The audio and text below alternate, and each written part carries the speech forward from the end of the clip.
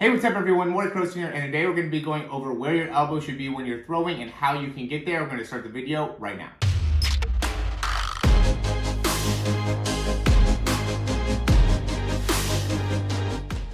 Okay, so I've been getting this question a lot lately where people have been asking me about, what is a kind of low elbow position or high elbow position, how we can make sure that you're throwing from a, good position with the elbow when actually going through the throw. And so I just thought I would go ahead and do a video to hopefully be able to give some more clarity on it. This is kind of a difficult topic to be able to really go more in depth into, just because a lot of quarterbacks, I'd honestly say, do not have a bad issue with the elbow height. It might feel like you might be, not having a good release point within the elbow, but I would say most quarterbacks are actually suffering from load issues, right? So as they're bringing the arm back, just doing it in a way that ends up promoting a inefficient movement pattern, and that ends up being a bigger part of the reason that the throw is not as good and not as much about the actual elbow height. But I will go into this specific issue. Now we have a quarterback here on the left, and really, I don't think the elbow height is necessarily terrible on this, but it is, on the lower end of what we'll see. And really what ends up happening is just this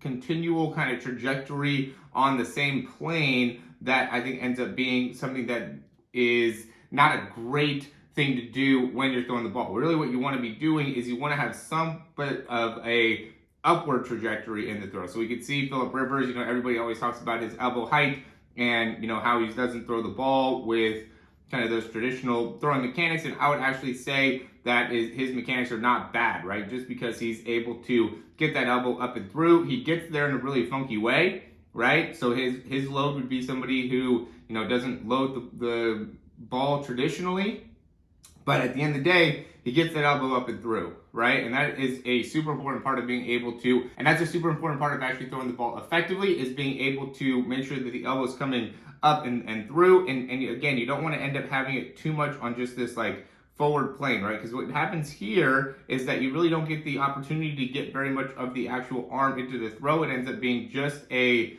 kind of wrist and forearm movement, right? Just because of how he continues to just kind of drive through this plane. It's very unnatural. It took me, I probably went through 30 or 40 quarterbacks before I actually came to something that I think I could use for the elbow positioning, right? So out of 40 quarterbacks at least, only one guy really had a big issue with the elbow. Again, most people have a bigger issue with the load. If you like the information, go ahead and click that thumbs up down below. Subscribe to the channel if you haven't already. And if you have any questions, comments, recommendations, you can leave those down below. We'll hop right back in the video. So I just really quickly want to go over some of, and I've shown this video a good amount of times. I just went through and got a few different quarterbacks throw. We got, Zach Wilson here.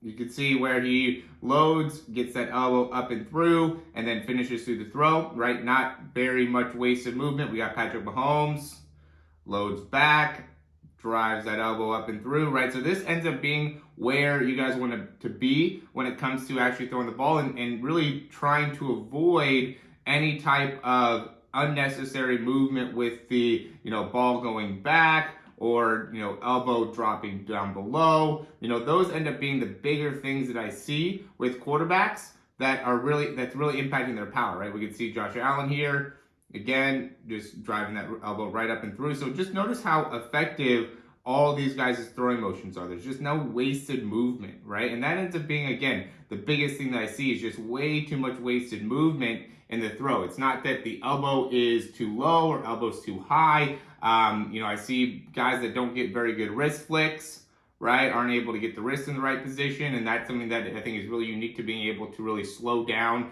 the video, because then you can really have an understanding of what is going on when the ball is actually coming out of the hands, which I think is super critical in understanding how the athlete's loading and how we can actually make a difference in the actual throw mechanics. But the also big thing is the loading mechanics. What do you do to properly load the shoulder and the arm to make it so you're able to effectively go through the throw? And a lot of people mess that up, whether it is, leaning back with their whole body, right, and getting their body out of alignment, or, getting their shoulder in a place where it ends up having to, initially drop, or getting the ball way too far back behind the head, so then the body's ready to throw and the arm isn't ready yet. So there's a few different things that we'll see that really make a big difference in the ability to really be as efficient as you can with the throw. And that's really what I do with the breakdowns, is I just help you in becoming more efficient as a quarterback, right? Because that ends up, again, being the biggest thing, is that if you are wasting your motion, right, any type of wasted movement is going to reduce power production. And so we have to be able to understand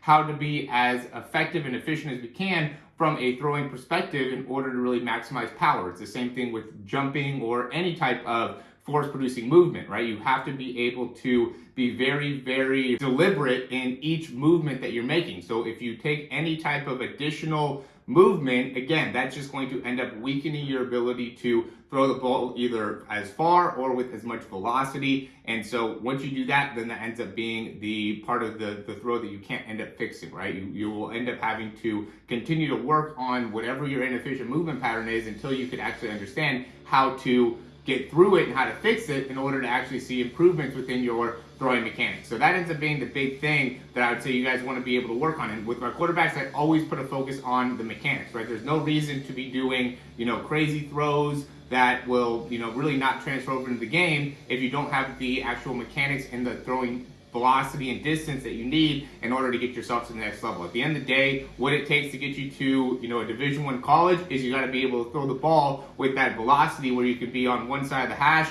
and come back to the other side of the field and be able to put that on the line and be accurate with it 9 out of 10 times.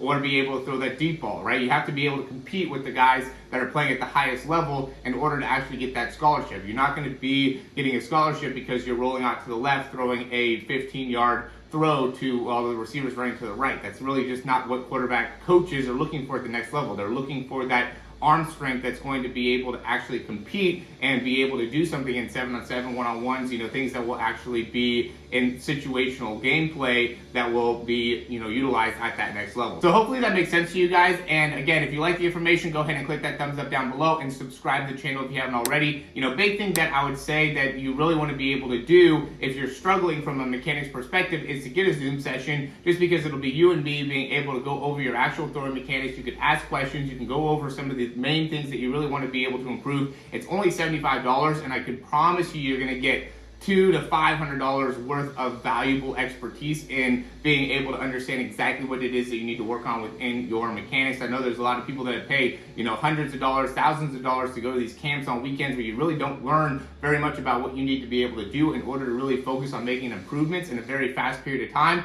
The Zoom session, $75 and 30 minutes. You're going to walk away with more information than you've ever gotten from any quarterback coach ever. I can guarantee you that. And so go ahead and check that description down below in order to get started with that. And looking forward to talking to you guys soon.